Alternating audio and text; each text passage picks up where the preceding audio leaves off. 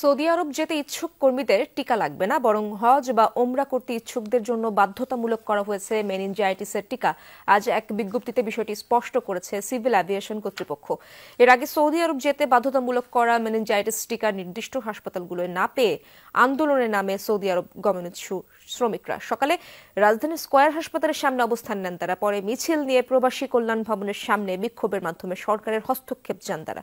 এরই মধ্যে এক বিজ্ঞপ্তিতে বিষয়টি স্পষ্ট করে সিভিল অ্যাভিয়েশন কর্তৃপক্ষ বলা হয়, যারা ওমরা বা হজ করতে সৌদি আরবে যাবেন তাদের সবাইকে যাওয়ার কমপক্ষে 10 দিন আগে মেনিনজাইটিসের টিকা গ্রহণ করতে হবে।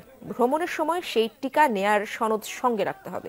তবে 1 বছরের নিচের শিশুদের এই টিকা নেওয়া বাধ্যতামূলক নয়। কেউ যদি গত 3 বছরের মধ্যে টিকা নিয়ে থাকেন তাহলে সৌদি আরবে প্রবেশে তাকে নতুন করে আর টিকা দিতে হবে না। আমরা পরিষ্কার করে যে আমরা এবং প্রবাসী মন্ত্রণালয় থেকে বলে দেওয়া হয়েছে এবং সৌদি সিভিল এভিয়েশন যে ঢাকা থেকেও বলে দেওয়া হয়েছে, শুধুমাত্র ওমরা এবং ভিজিট ভিসার জন্য মেনিনজাইটিসের ভ্যাকসিন লাগবে। একদম পরিষ্কার করে বলা আছে চিঠিতে। এইটা ওয়ার্ক ভিসা বা আকামা বা কাজ যারা করে তাদের জন্য প্রযোজ্য নয়, এটাও বলা, মানে একদম পরিষ্কার, ওখানে কোনো কনফিউশন নাই।